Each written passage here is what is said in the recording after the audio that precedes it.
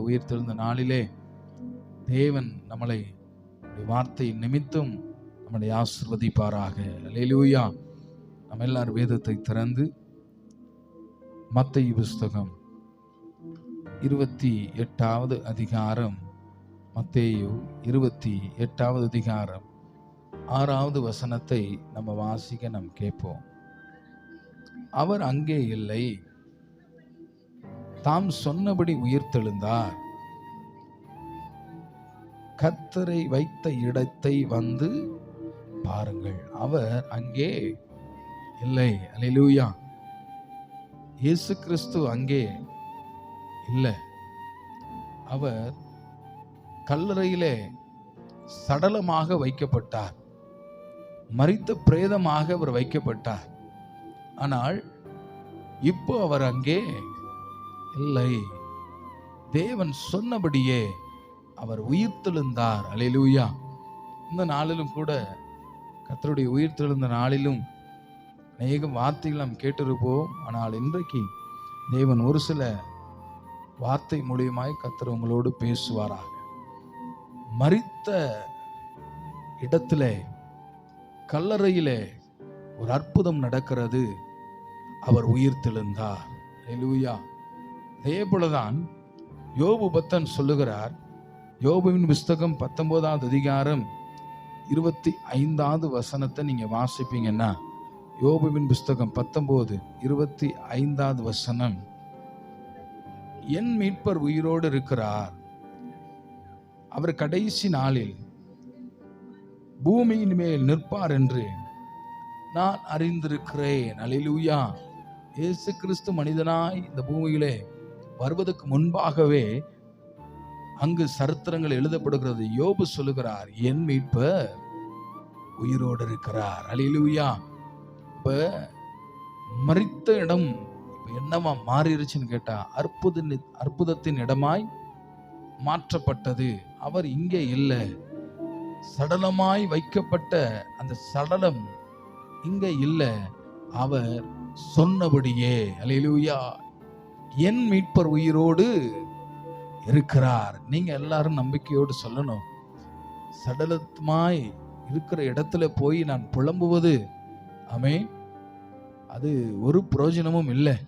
அவருடைய சரீரத்தை வைத்து அழுவதும், அவருடைய இறந்த இடத்துக்கு போய் நாம் பணிவிடைகளை செய்வதும் அதுல எந்த பலனும் இல்லை. ஏன் என்று கேட்டால், அவர் உயிரோடு இருக்கிறார். என் மீட்பர் உயிரோடு இருக்கிறார். அல்லேலூயா. ஆகையினாலதான் வேத புஸ்தகம் சொல்லப்படுகிறது, அவர் இங்க இல்லை. இங்க வந்து நீங்க எதுவுமே செய்ய வேண்டிய அவசியம் இல்லை. பிரம்மாண்டமான கல்லறைகளை கட்டி, பிரம்மாண்டமான அதற்கு சகல விதமான காரியத்தை செய்தாலும் அதிலே ஒரு பிரயோஜனமும் இல்லை. அவர் இங்க இல்லை. அவர் எங்க இருக்கிறார்னு கேட்டா, அவர் உயிரோடு இருக்கிறார். அல்லேலூயா. அந்த இடத்துக்கு போவதும், அந்த இடத்துல வணங்குவதும், அந்த இடத்துக்கு பராமரிப்பு செய்வதும் அது ஒரு பிரயோஜனமும் இல்லை. அதை வேணா ஞாபகார்த்தமா நம்ம வைத்திருக்கலாமே தவிர, அது நம்முடைய அதனால ஒரு நன்மையும் வரப்போவதே அல்ல. காரணம், அவர் என் மீட்ப, அவர் உயிரோடு இருக்கிறார். என் மீட்பர் உயிரோடு இருக்கிறதை இந்த நாளில் ஒரு 3 வசனங்களாக சீக்கிரமாக உங்களோடு நான் பேச விரும்புகிறேன். மீண்டும் அந்த வார்த்தை நம்ம வாசிக்கலாம். மத்தேயின் புஸ்தகம் 28வது அதிகாரம் 26வது வசனத்தை வாசிக்கலாம். அவர் அங்கே இல்லை, தாம் சொன்னபடியே அவர் உயிர்த்தெழுந்தார், வந்து பாருங்கள். அல்லேலூயா. உயிர்த்தெழுந்ததை குறித்து இந்த நாளில் நான் எப்படி பார்க்கிறேன்னு கேட்டா, அவர் மறுரூபமாக்கப்பட்டார். அல்லேலூயா. அவர் என்னவா மாக்கப்பட்டாரா? மறுரூபமாக்கப்பட்டார். அல்லேலூயா. அவரை அடித்தார்கள், துன்புறுத்தினார்கள், அவர்களை கொலை செய்தார்கள். இப்பொழுது அவர் சடலமாக அவர் கல்லறையிலே வைக்கப்பட்டார். ஆனால் இப்பொழுதோ அவர் மறுரூபமாக்கப்பட்டிருக்கிறார். அல்லேலூயா. என் அருமையான கர்த்தருடைய பிள்ளைகளே, இந்த உயிர்த்தெழுந்த நல்நாளிலே இங்க வந்திருக்கிற அனைவருமே நீங்கள் மறுரூபமாக்கப்பட வேண்டியது அவசியமாக இருக்கிறது. எத்தனை பேர் ஆமென் சொல்ல முடியும்? அல்லேலூயா. நீங்கள் எல்லாரும் கிறிஸ்துவுக்குள்ளே நீங்கள் என்னவா மாறணும்னு கேட்டா மறுரூபமாக்கப்பட வேண்டும். உங்க பாவ ஜீவியத்திலிருந்து, உங்க அக்கிரமத்திலிருந்து, உங்க பிடிவாதத்திலிருந்து, உங்களுடைய வேண்டாத பலவீனத்திலிருந்து இயேசு கிறிஸ்துவின் மூலம் நீங்கள் மறுரூபமாக்கப்படுவீர்கள் என்றால் கர்த்தர் உன்னோடு சஞ்சரிக்க வல்லவராக இருக்கிறார். எத்தனை பேர் அதை விசுவாசிக்கிறீங்க? அல்லேலூயா. அதனாலதான் நம்ம பாடல்ல பாடுறோம். என்ன பாடுறோம்? மறுரூபம் மாக்கிடோ மகிமையின் மேகமே, மறுரூபம் ஆமே மகிமையின் உம்முக சாயலா ஒரு மாற்றும்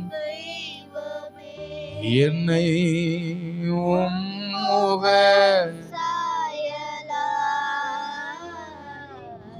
ஒரு மாற்றும். நீங்க எல்லாரும் என்னவா மாறணும்னு கேட்டா மறுரூபம் ஆக்கப்படணும். அப்பதான் எதை நம்ம பார்க்க முடியும்? அவருடைய மகிமையை உங்களால பார்க்க முடியும். மறுரூபம் ஆக்கப்படாவிட்டால் நீ எப்பயுமே இல்லாத இயேசு, அந்த இடத்துல இயேசுவே இல்லை, அந்த இடத்துல போய் நீ என்ன செய்யற? நீ கதறி கொண்டிருக்கிறதை போலதான் இருக்கும். நீ மறுரூபம் ஆக்கப்பட்டால் மகிமையின் தேவனை உன்னால பார்க்க முடியும். எத்தனை பேர் அதை நம்பிக்கையோடு சொல்ல முடியும்? அல்லேலூயா. இந்த பெந்தைக்கோஸ்தே சபையிலே நம்ம எல்லாருமே கல்லறையை பார்க்க வரல, கல்லறை வைக்கப்பட்ட இயேசுவை பார்க்க வரல. நாம் எல்லாரும் மறுரூபமாக்கப்பட்டு நம்மோடு அசைவாடுகிற மகிமையுள்ள தேவனை ஆராதிக்க வந்திருக்கிறோம். அல்லேலூயா. அவர் மறுரூபமாக்கப்பட்டதை போல நீங்களும் என்ன செய்யணுமா? மறுரூபமாக்கப்படும். இருக்கிற எல்லாருமே நீங்கள் மறுரூபமாக்கப்படும் பொழுது மகிமையின் தேவனாக கர்த்தர் உன்னோடு அசைவாட வல்லவராக இருக்கிறார். அல்லேலூயா. ஆகினால்தான் அப்போஸ்தலனாகிய பவுல் சொல்லுகிறார், அப்போஸ்தலர் புஸ்தகம் 4ஆம் அதிகாரம் 13ஆவது வசனத்தை நீங்க வாசித்து பாருங்க. அப்போஸ்தலர் புஸ்தகம் 4ஆம் அதிகாரம். தைரியத்தை அவர்கள் கண்டு படிப்பு அறியாதவர்கள் என்று பேதை உள்ளவர்கள் என்று அறிந்தபடியினால் ஆச்சரியப்பட்டு கூட இருந்தவர்கள் என்று அறிந்து கொண்டார்கள். அல்லேலூயா. இங்கு பேதுரும் யோவானும் பயந்து கொண்டிருந்தார்கள். என்றைக்கு கர்த்தர் உயிர் தெழுந்தாரோ, இவர்கள் என்றைக்கு மறுரூபம் ஆக்கப்பட்டார்களோ, மகிமையை அவர்கள் கண்டதனால இப்ப என்னவா மாறுறாங்கன்னு கேட்டா தைரியமாய் பிரசங்கிக்க ஆரம்பிக்கிறார்கள். அல்லேலூயா. எல்லாரிடத்திலையும் பிரசங்கிக்கிறார்கள். அவங்கள்ட்ட இருந்த அச்சம் போயிருச்சு, அவங்கள்ட்ட இருந்த பயம் போயிருச்சு, அவங்கள்ட்ட இருந்த நடுக்கம் போயிருச்சு. எல்லாரும் பார்க்குறாங்க, இவர்கள் எல்லாருமே படிப்பறிவு இல்லாதவர்களே, இவங்க கூலி வேலை செய்கிறவர்களே. ஆனால் இப்ப இவங்களுடைய பிரசங்கங்கள் எப்படி இருக்கிறதுன்னு கேட்டா அநேகருக்கு பிரயோஜனமாகும் ஒரு மகிமையுள்ள வார்த்தையை பிரசங்கிக்கிறார்களே. இது எப்படி ஆனதுன்னு கேட்டா யோவானும் பேதுரு சொல்லுகிறார்கள், நாங்கள் கிறிஸ்துவுக்குள் மறுரூபமாக்கப்பட்டிருக்கிறோம். தேவன் உங்களை மறுரூபமாக்கப்பட்டால் உங்க பேச்சு, உங்க சுபாவங்கள் எல்லாமே அது மகிமைக்கேத்துவாக தான் இருக்குமே தவிர ஒரு நாளும் உலகத்துக்கு ஏதுவாக இருக்கா. பாருங்க, அவங்க எல்லாம் உள்ள பயந்து இருந்தாங்க. ஐயோ, வெளியே போனா இயேசுவோடு இருந்தவர்கள் என்று எங்களை கொன்று விடுவார்களே அப்படின்னு பயந்து தன் அறையை பூட்டிக் கொண்டு பயந்த சுபாவத்தோடு அவர்கள் வீட்டுக்குள்ளே இருக்கிறதை நம்ம பார்க்கிறோம். ஆனால் என்றைக்கு என் ஆண்டவராய் இயேசு கிறிஸ்து மறுரூபமாக்கப்பட்டாரோ, அந்த மகிமை என்னைக்கு கண்டார்களோ அப்பொழுது இவர்கள் என்னவா மாற்றப்படுகிறார்கள் என்று கேட்டா இவர்களும் மறுரூபமாக்கப்படுகிறார்கள். பழைய வாழ்க்கையிலிருந்து மறுரூபம், பயத்திலிருந்து மறுரூபம், எல்லா விதத்திலும் இவர்கள் என்னவா மாறுகிறாங்கன்னு கேட்டா மறுரூபமாக்கப்படுகிறார்கள், மகிமையை பெற்றுக் கொள்ளுகிறார்கள், கம்பீரமாய் வார்த்தையை பிரசங்கிக்கிறார்கள். அல்லேலூயா. மகிமை அவர்களும் கண்டதுனாலதான், மறுரூபமாக்கப்பட்டதுனாலதான் பேதுருடைய பிரசங்கத்துல ஏராளமே ரட்சிக்கப்படுகிறார்கள். எத்தனை பேர் ஆமென் சொல்ல முடியும்? ஒருவேளை திறமை இவர்களை உயர்த்தல. ஏன்னா எல்லாரும் ஆச்சரியப்படுறாங்க, இவர்கள் படிப்பறிவு இல்லாதவர்கள். இன்னைக்கு ஒருவேளை நமக்கு ஜெபிக்க தெரியாமல் இருக்கலாம், ஒருவேளை இன்னைக்கு வேதத்தை வாசிக்க தெரியாமல் இருக்கலாம், ஒருவேளை ஆராதிக்க தெரியாமல் இருக்கலாம். ஆனால் நீங்கள் கிறிஸ்துவுக்குள்ளே மறுரூபமாக்கப்படும் பொழுது பேதைகளை தேவன் எப்படி மாத்துறாரா? அல்லேலூயா. படிப்பறிப்பு இல்லாதவர்களை ஞானிகளாய் கர்த்தர் மாற்றுகிறார். எத்தனை பேர் ஆமென் சொல்ல முடியும்? ஏன்னா வேதமே தான் சொல்லுது, ஞானிகளை வெட்கப்படுத்தும்படி இன்னைக்கு நம்மளெல்லாம் கர்த்தர் பயன்படுத்தி கொண்டிருக்கிறார். காரணம் என்னன்னு கேட்டா, கர்த்தருக்குள்ளே நான் மறுரூபமாக்கப்பட்டு கொண்டே இருக்கிறேன். பல நேரங்களில் நீங்க யோசித்து பார்ப்பீங்களா, ஆச்சரியமான காரியங்களை கர்த்தர் உங்க வாழ்க்கையில செய்வார். தகுதிக்கு மிஞ்சின காரியங்களை கர்த்தர் உங்க வாழ்க்கையில கொடுத்து கொண்டு இருப்பார். ஏன் அப்படின்னு கேட்டா, நான் கிறிஸ்துவுக்குள்ளே நான் மறுரூபமாக்கப்படுகிறேன், மகிமையை கண்டு கொண்டிருக்கிறேன். இன்னைக்கு விசுவாசத்தோடு இந்த உயிர்த்தெழுந்த நல்ல நாளிலே நீங்க மறுரூபமாக்கப்படுவீர்கள் என்றால், மகிமையை பெற்றுக்கொண்டு நீங்க கடந்து போங்களேன். உங்களை கொண்டு அநேக ஆத்துமாக்களை கர்த்தர் ஆதாயம் பண்ண கர்த்தர் கிருபை செய்ய வல்லவராக இருக்கிறார். பேதுருவோடும் யோனாவோடும் இருந்த, யோவானோடும் இருந்த கர்த்தர் இன்னைக்கு உங்களோடும் கூட இருந்து கர்த்தர் உங்களை மகிமைப்படுத்த வல்லவராக இருக்கிறார். எத்தனை பேர் அதை விசுவாசிக்கிறீங்க? அல்லேலூயா. ஆகினால்தான் மத்தேயு புஸ்தகம் 17வது அதிகாரம் 2வது வசனத்தை நம்ம வாசிக்கலாம். மத்தேயு 17. அவருக்கு முன்பாக மறுரூபமானார். அவர் முகம் சூரியனைப் போல பிரகாசித்து வெளிச்சத்தை போல வெண்மையானது. அவர் அவர்களுக்கு முன்பு என்னவா மாறினாரா? மறுரூபமானதுனால அவருடைய முகம் சூரியனை போல பிரகாசித்தது. அல்லேலூயா. உங்க முகம்லாம் எப்படி இருக்கணும்? கேட்கல, கோபமா இருக்கணுமா? எரிச்சலா இருக்கணுமா? வசன அழகு இல்லை அப்படின்னு சொல்றியா? நீ மறுரூபமாக்கப்படுவேன். உன் முகத்தை கர்த்தர் எப்படி மாத்துறாரா? எல்லாரும் சொல்லுங்க, என் முகம் பிரகாசமாய் இருக்கும். கிறிஸ்துவுக்குள்ள எந்த மேக்கப்பு தேவையில்லை. என் முகத்தை கர்த்தர் பிரசன்னமாய் மாற்றுவா. என் முகத்தை காண்கிறவர்கள் தேவனை காண்பார்கள், கர்த்தருடைய பிரசன்னத்தை பார்ப்பார்கள். அல்லேலூயா. எதனால வரும்னு கேட்டா, மறுரூபத்துக்கு ஒன்று ஒப்புக்கொடு, மறுரூபத்துக்கு ஒன்று ஒப்புக்கொடு. மகிமையை காணும்படியா பிரசன்னமாய் தேவ சமூகத்துல உங்களை ஒப்புக்கொடு. உன் முகத்தை கர்த்தர் எப்படி மாத்துறாரு? பிரகாசமாய் மாற்றுகிறார். அல்லேலூயா. அருமையான கர்த்தருடைய பிள்ளைய, முதல்ல கர்த்தர் மறுரூபம் என்ன செய்தாரா? ஆகினார். அதே போல நாமும் இந்த உலகத்துல எல்லா கிரியைகளையும் விட்டு நீங்க மறுரூபமாக்கப்படும் பொழுது நீங்கள் பிரகாசிப்பீர்கள். கர்த்தர் உங்களோடு பெரிய காரியங்களை, அடையாளங்களை கர்த்தர் செய்ய வல்லவராக இருக்கிறார். அல்லேலூயா. 2வது சொல்லுகிறேன், லூக்காவின் புஸ்தகம் 24வது அதிகாரம். லூக்காவின் புஸ்தகம் 24வது அதிகாரம் 26வது வசனம்.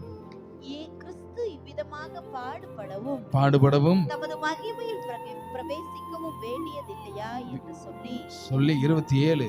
மோசே முதலிய சகல தீர்க்கதரிசிகளும் எழுதின வேத வாக்கியங்கள் எல்லாவற்றிலும் தம்மை குறித்து சொல்லியவைகளை அவருக்கு விவரித்து காண்பித்தார். 46வது வசனம். எழுதியிருக்கிறபடி கிறிஸ்து பாடுபடவும் அல்லேலூயா. 2வது, அவர் இங்கே இல்ல, எழுதியிருக்கிறபடி. அவன் எதன்படி? வேதத்திலே எழுதியிருக்கிறபடி, கட்டளையிலே எழுதியிருக்கிறபடி. அவர் இங்கு இல்ல, அவர் என்னவா மாறிட்டாரு? உயிரோடு எழுந்துட்டார். அல்லேலூயா. வேதத்திலே எழுதப்பட்ட ஒவ்வொரு வார்த்தையும் பொய்யுரையாத வார்த்தை. எத்தனை பேர் ஆமென் சொல்ல முடியும்? அவர் எழுதியிருக்கிறபடி அவர் மரித்து உயிரோடு எழும்பினார். அதே போல வேத புஸ்தகத்திலே உங்களை குறித்தும் உங்கள் பிள்ளைகளை குறித்தும் உங்கள் சந்ததிகளை குறித்தும் வேதத்திலே எழுதியிருக்கிறபடி கர்த்தர் உன்னை நடத்த வல்லவராக இருக்கிறார். அல்லேலூயா. நீங்க நம்புங்க, என்ன குறித்ததான தீர்க்க தரிசன வார்த்தை வேதத்திலே எழுதப்பட்டிருக்கிறது. என் வாழ்க்கையில ஏதோ புதுசா நடக்கல, எழுதிருக்கிறபடி. எத்தனை பேர் ஆமென் சொல்ல முடியும்? எழுதிருக்கிறபடி தேவன் எனக்கு என்ன எழுதி வைத்திருக்கிறார். எல்லாம் சொல்லுவாங்க என் விதி எழுதப்பட்டிருக்குன்னு சொல்லுவாங்கல்ல. உங்க விதி எங்க எழுதப்பட்டிருக்குன்னு கேட்டா வசனத்தின் மூலியமா எழுதப்பட்டிருக்கு. அல்லேலூயா. சிலர் சொல்லுவாங்க என் விதி ரொம்ப மோசமா எழுதப்பட்டிருக்கு, என் தலை விதி ரொம்ப பாடா எழுதப்பட்டிருக்குன்னு சொல்லுவாங்க. ஆனா ஒரு காலம் கிறிஸ்துவ வாழ்க்கையிலே உன்னுடைய விதியை கர்த்தர் ஒரு நாளும் பாடுகளினாலும் அல்ல, துக்கத்தினாலும் அல்ல, வருத்தத்தினாலும் அல்ல, கர்த்தர் உன்னை குறித்து என்ன எழுதி வைத்திருக்கிறார் என்று கேட்டால் கர்த்தர் எல்லாவற்றிலும் வாழ்ந்து சுகமாய் இருக்க கர்த்தர் எழுதி வைத்திருக்கிறார். எத்தனை பேர் அதை விசுவாசிக்கிறீங்க? ஒரு சத்தம் ஒரு அல்லேலூயா சொல்லலாமா? ஒரு உயர்வையே கர்த்தர் எழுதி வைத்திருக்கிறார், ஒரு மகிமையவே கர்த்தர் எழுதி வைத்திருக்கிறார். இப்ப எழுதி வைத்திருக்கிறபடி உங்க வாழ்க்கையிலே ஒவ்வொரு நாளும் கர்த்தர் உன் மத்தியிலே அசைவாட வல்லவராக இருக்கிறார். எத்தனை பேர் அதை நம்புறீங்க? அதனாலதான் 2 கொரிந்தியர் புஸ்தகம் 1ஆம் அதிகாரம் 20வது வசனத்தை வாசிக்கலாம். 2 கொரிந்தியர் 1ஆம் அதிகாரம் 20வது வசனம். எங்களால் தேவனுக்கு மகிமை உண்டாகும்படி தேவனுடைய வாக்குத்தத்தங்கள் எல்லாம் இயேசு கிறிஸ்துவுக்குள் ஆம் என்றும் அவருக்குள் ஆமென் என்று இருக்கிறதே. 21 உங்களோடு கூட எங்களையும் ஸ்திரப்படுத்தி நம்மை அபிஷேகம் பண்ணினவர் அல்லேலூயா. வார்த்தையை கொண்டு கர்த்தர் என்ன செய்கிறார்னு கேட்டா என்னை அபிஷேகம் பண்ணுகிறார். அல்லேலூயா. வார்த்தையின்படியே அபிஷேகம் பண்ணுகிறார். வார்த்தையின்படியே சத்துருக்களுக்கு நேராக எனக்கு ஒரு பந்தியை ஆயத்தம் பண்ணி என் தலையை எண்ணெயினால் அபிஷேகம் பண்ண எழுதியிருக்கிறபடி ஆபிரகாமுக்கு சாராருக்கு கர்த்தர் வாக்குத்தத்தம் கொடுக்கிறார். நீ பிள்ளை பெறுவாய். ஆபிரகாம் சொன்ன வார்த்தையின்படியே என்னவா மாறினான் கேட்டா அவன் விசுவாசித்தான். அல்லேலூயா. எழுதியிருக்கிற வார்த்தையின்படியே. இன்னைக்கு சாபமான வார்த்தையை கர்த்தர் உனக்கு தலையில எழுதல. தேவன் நன்மைக்கு ஏதுவான ஆச்சரியத்தக்கதான அற்புத அடையாளங்களை நீ பெற்றுக்கொள்ளும்படியாக தேவன் திரு வசனங்களை கர்த்தர் எழுதியிருக்கிறார். எத்தனை பேர் ஆமென் சொல்ல முடியும்? எல்லாரும் சொல்லுவாங்க என் வாழ்க்கையில கர்த்தர் பாடாகவே வைத்திருக்கிறாரு. இல்லம்மா, ஆமே. பாடுகளை நம்ம ஏற்றுக்கொள்ளுகிறோம், பாடுகளை நம்மளே வர வைக்கிறோம். ஆனா வேதம் என்ன எழுதியிருக்குன்னு கேட்டா நீ சுகமுள்ள வாழ்வை வாழ்வாய். பாருங்க, ஆபிரகாம் சொன்ன வார்த்தையை விசுவாசித்தான்.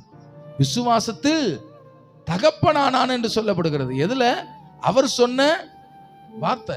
இன்னைக்கு நீங்கள் தேவன் சொன்ன வார்த்தையில நீங்கள் விசுவாசம் உள்ளவர்களாய் இருப்பீர்கள் என்றால் அந்த வார்த்தை உங்களை ஒரு நாளும் நிந்தனைப்படுத்தாது. அல்லேலூயா. அந்த வார்த்தை உன்னை ஒரு நாளும் துக்கத்துல தள்ளாது. அந்த வார்த்தையை கொண்டே நீ மகிழ்ந்து கொண்டே இருப்ப. அந்த வார்த்தை ஒரு நாளும் உனக்கு பொய்யுரையாது. ஆபிரகாம் பாருங்க, தன் மகனை பலியிட போறாரு. கொஞ்சம் கூட என்ன செய்யல, வருத்தமே படல. என கர்த்தர் என் பிள்ளைய கொடுத்திருக்கிறார். அவர் கேட்கிறார். ஆனா ஒரு நாளும் என்ன துக்கிக்க விடவே மாட்டார். எத்தனை பேர் அதை நம்பிக்கையோடு சொல்ல முடியும்? இன்னைக்கு இந்த உயிர் தெழுந்த நல்நாள்ல சொல்லுங்க, கர்த்தர் என்ன துக்கிக்க, கர்த்தர் என்ன புலம்ப, கர்த்தர் என்ன கவலைப்பட. ஆமே. நீ விசுவாசத்தை விட்டு அவிவிசுவாசத்துக்குள்ளே போவாய் என்றால் நீ துக்கிப்பாய். அல்லேலூயா. சாராள் நகைத்தார். கர்ப்பம் செத்து போச்சுன்னு சொன்னாங்க, இனி இவளால பிள்ளை பெற முடியாதுன்னு சொன்னாங்க. அவள் நகைத்தாள். ஆனால் ஆபிரகாமோ வசனத்தை என்ன செய்தான்? விசுவாசித்தான். சாராள் நகைத்தாள், ஆனால் ஆபிரகாமோ அதை விசுவாசித்தான். அதனாலதான் அவன் விசுவாசத்தின் தகப்பன். அல்லேலூயா. இன்னைக்கு நீங்கள் விசுவாசத்தின் தாயாய் மாறணும். எல்லா சூழ்நிலைகளும் நீங்க விசுவாசித்து பாருங்களேன். அந்த விசுவாசம் தான் அவனை பெரிய மனிதனாய் மாற்றினது. ஏன்னா அவன் சொந்தமான வார்த்தையை நம்பல, அவன் ஏதோ கட்டுக்கதையை நம்பல. வேத புஸ்தகம் எழுதி வைத்த அவனுக்கு சொல்லப்பட்ட வார்த்தையை அவன் விசுவாசித்தான். அந்த வார்த்தை அவனை அபிஷேகம் பண்ணினது. எத்தனை பேர் ஆமென் சொல்ல முடியும்? அதனாலதான் அவன் தன் பிள்ளையை பலியிட போவது கூட வருத்தப்படல. கர்த்தர் என்னை ஒரு நாள் துக்கத்திலே தள்ள மாட்டார். அல்லேலூயா. அவன் கைத்தியை எடுத்து ஓங்கின பொழுது கர்த்தர் அவனுடைய விசுவாசத்தை கண்டார். எத்தனை பேர் ஆமென் சொல்ல முடியும்? இரட்டிப்பான நன்மை ஆபிரகாமுக்கு கிடைத்தது. என் அருமையான கர்த்தருடைய பிள்ளைகளை, எழுதியிருக்கிறபடி நீங்கள் பெற்றுக்கொள்வீர்கள். அதே போலதான் 1 ராஜாக்கள் புஸ்தகம் 8வது அதிகாரம் 15வது வசனத்தை வாசிங்க. 1 ராஜாக்கள் 8வது அதிகாரம் 15வது வசனம். அவன் சொன்னது, இஸ்ரவேலின் தேவனாகிய கர்த்தருக்கு ஸ்தோத்திரம். கர்த்தருக்கு ஸ்தோத்திரம். அவர் என் தகப்பனாகிய தாவீதுக்கு என் தகப்பனாகிய தாவீதுக்கு தம்முடைய வாக்கினால் சொன்னதை தமது வாக்கினால் சொன்னதை தம்முடைய கரத்தினால் நிறைவேற்றினார். தம்முடைய கரத்தினால் என்ன செய்தாராம்? நிறைவேற்றினா. எதால சொன்னது? வாக்கினாலே. வார்த்தை இங்கு நிறைவேற்றப்படும். எழுதியிருக்கிறபடி. அல்லேலூயா. தகப்பனுக்கு சொன்னாரு, ஆலயத்தை கட்டுவாய், அல்லேலூயா, அதை பிரதிஷ்டை பண்ணுவான்னு. இப்ப தாவீதுடைய குமாரன் யாரு? சாலமோன் என்ன செய்யறாரு? ஆலயத்தை கட்டி பிரதிஷ்டை பண்றாரு. இப்ப சாலமோன் சொல்லுகிறாரு, என் தகப்பனுக்கு சொன்ன வாக்கினால் சொன்னதை. அல்லேலூயா. இன்னைக்கு உங்களுடைய வாழ்க்கையில சொல்லப்பட்ட வார்த்தை நிச்சயம் நிறைவேறும்னு நான் நம்புறேன். எத்தனை பேர் ஆமென் சொல்ல முடியும்? இன்னைக்கு உங்களுக்கு கொடுக்கப்படுகிற வாக்குத்தை நீங்க நம்புனீங்கன்னா உங்க பிள்ளைகளுக்கு தேவன் கையினாலே நிறைவேற்ற வல்லவராக இருக்கிறார். நடக்கும்னு சொல்றவங்க எல்லாம் ஒரு அலையில சொல்லலாமா? நம்பிக்கையோடு விசுவாசத்தோடு சொல்லலாமா? சொல்லுங்க. எனக்கு சொல்லப்பட்ட வாக்கு தத்துவம், எனக்கு அந்த வாக்கு தத்துவத்தினால அபிஷேகம் பண்ணினீரே, அந்த வாக்கு தத்துவத்தை நான் விசுவாசிக்கிறேன். என் சந்ததியை கரங்களினாலே கர்த்தர் நிறைவேற்ற என் தேவன் நல்லவராய் இருக்கிறீர் என்று சொல்லுகிறவர்கள் நல்ல கையை தட்டி ஒரு சத்தமா அல்லேலூயா. உங்க பிள்ளைகளை ஆசீர்வதிப்பார். வாக்கினால் சொன்னது கைகளினாலே நிறைவேற்றப்படும். எழுதப்பட்டது ஒரு நாளும் அழிக்கப்படாது. எழுதப்பட்டது ஒரு நாளும் மறைக்கப்படாது. எழுதப்பட்டதை கர்த்தர் நிறைவேற்றுவா. நம்புறீங்களா? நீங்க நம்புங்க. வாக்கு மாறாதது. எழுதப்பட்டபடியே அவர் மரித்து உயிரோடு எழும்பினார். இன்னைக்கு கர்த்தர் சொல்லுகிறார், எழுதப்பட்டபடியே நீ வாழ்ந்து சுகமாயிருப்பாய். எத்தனை பேர் நம்பிக்கையோடு சொல்ல முடியும்? எல்லாரும் நம்ம குழந்தை பாக்கியத்துக்காக ஜெபிக்கிறோம்ல, இன்னைக்கு நம்ம எல்லாரும் சேர்ந்து சொல்லுவோமா, எழுதப்பட்டபடியே, எழுதப்பட்டபடியே அந்த நேரத்தில் கர்த்தருடைய கையினாலே சுதந்திரவாளிகளை, சுதந்திர பிள்ளைகளை பெற்றுக்கொள்ள கர்த்தர் கிருபை செய்வார். அல்லேலூயா. இன்னைக்கும் கர்த்தர் எழுதியிருக்கிறபடியே உங்களை ஆசீர்வதிப்பார். 3வதாக வாசிக்கலாம். மத்தேயு புஸ்தகம் 28வது அதிகாரம் 6வது வசனம். அவர் அங்கே இல்லை, தாம் சொன்னபடியே உயிர்த்தெழுந்தார். தாம் சொன்னபடியே உயிர்த்தெழுந்தார். அல்லேலூயா. இங்கு 3வது நம்ம பார்க்கிறோம், அவர் அறிக்கை செய்து கொண்டே இருந்தார். என்ன செய்தாரா? சொல்லிக்கிட்டே இருக்கிறார், அறிக்கை பண்ணி கொண்டே இருந்தார். நான் போய் மரித்துருவேன், என்னை அடிப்பார்கள், என்னை துன்புறுத்துவார்கள், ஆனாலும் நான் உயிரோடு எழுந்திருப்பேன்னு சொல்லி ஆண்டவராய் இயேசு கிறிஸ்து மனிதனாக பல இடங்களில் அவர் இதை அறிக்கை பண்ணி கொண்டே வந்ததை நம்ம பார்க்கிறோம். அல்லேலூயா. ஆகினால்தான் வேத புஸ்தகம் சொல்லப்படுகிறது, நீங்கள் அறிக்கை செய்ய கற்றுக்கொள்ளுங்கள். ஆமென். ஆகினால்தான் மத்தேயு புஸ்தகம் 16வது அதிகாரம் 21வது வசனத்தை நம்ம வாசிக்கலாம். அது முதல் இயேசு நாம் எருசலேமுக்கு போய் மூப்பராலும் பிரதான ஆசாரியராலும் வேத பாரகராலும் பல பாடுகள் பட்டு கொலை உண்டு 3ஆம் நாளில் எழுந்திருக்க வேண்டும் என்பதை நம்முடைய சீஷர்களுக்கு சொல்லத் தொடங்கினார். ஆமென். 2வது 17வது அதிகாரம் 23வது வசனம். அவர்கள் அவரை கொலை செய்வார்கள்.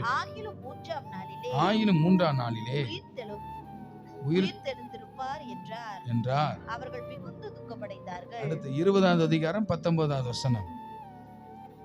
அவரை பரியாசம் பண்ணவும் வாரினால் அடிக்கவும் சிலுவையில் அறையவும் புற ஜாதியாரிடத்தில் ஒப்பு கொடுப்பார்கள்.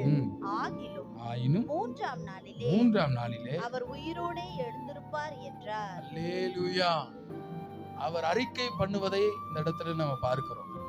என்னை துன்புறுத்துவார்கள், என்னை ஒப்பு கொடுப்பார்கள், என்னை அடிப்பார்கள், ஆனாலும் அறிக்கை பண்ணுவது நல்லது. அல்லேலூயா. அறிக்கை நீங்கள் எந்த அளவு பண்றீங்களோ அந்த அளவு கர்த்தர் அந்த அறிக்கையை கனம் பண்ண வல்லவராக இருக்கிறார். ஒரு அறிக்கை பண்ணாரு, வீண் போனுச்சா இல்லையா? அந்த அறிக்கையை உதாசீனப்படுத்தினார் அப்படிதா இல்ல. அவர் அறிக்கை பண்ணார், எல்லா இடத்துலையும் சொன்னாரு, நான் 3ஆம் நாள் உயிரோடு எழுப்பேன். என்னை அடிப்பார்கள், என்னை கொல்லுவார்கள், என்னை துன்புறுத்துவார்கள், ஆனாலும் நான் உயிரோடு எழுந்திருப்பேன் அப்படின்னு அறிக்கையை பண்ணி கொண்டே இருந்தார். அந்த அறிக்கையை பிதா கனம் பண்ணார். ஆகிலும் 3ஆம் நாள் அவர். அல்லேலூயா. இன்னைக்கு வேத புஸ்தகம் சொல்லப்படுகிறது, நீங்கள் அறிக்கை பண்ண கற்றுக்கொள்ளுங்கள். ஏனென்று கேட்டால் நீதிமொழிகளின் புஸ்தகம் 18ஆம் அதிகாரம் 21ஆவது வசனம் இப்படியாய் சொல்லப்படுகிறது, மரணமும் ஜீவனும் நாவின் அதிகாரத்தில் இருக்கிறது. அல்லேலூயா. மரணமும் ஜீவனும் நாவின் அதிகாரத்தில் இருக்கும். அதில் பிரியப்படுகிறவர்கள் அதில் கனியை என்ன செய்வார்கள்? அறிக்கை செய்வதிலே நீங்கள் பிரியமுள்ளவர்களா இருக்கணும். ஆமே. ஏன்னா மரணமும் ஜீவனும், எல்லாரும் சொல்லுங்க, ஜீவனும், மரணத்தை விட்டுருங்க, ஜீவன் மாத்திரம் சொல்லுங்க. ஜீவன், சுகம், விடுதலை, அற்புதம், அதிசயம், கிருபை, அபிஷேகம் சொல்லுங்க. என் நாவில் இருக்கு, என் நாவில் இருக்கிறது. அல்லேலூயா. இதை பிரியப்படுகிறவர்கள் நீங்க அறிக்கை பண்ணுங்க. நான் விடுதலை ஆக்கப்படுவேன், என் வீடு ரட்சிக்கப்படும், என் பிள்ளைகள் மாறுவார்கள், என் வீடு ஆசீர்வதிக்கப்படும்.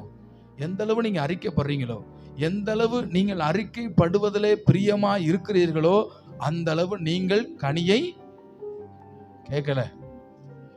ஆமே. நீங்க விருப்பப்படணும், நீங்க அறிக்கை பண்ணுங்க. கர்த்தர் அறிக்கை பண்ணார், 3ஆம் நாள் உயிரோடு எழுந்திருத்தார். இதான் கட்டளை, இதான் தீர்மானம். இன்னைக்கு நீங்க எதை அறிக்கை பண்றீங்க? நான் எதை அறிக்கை பண்றேன்?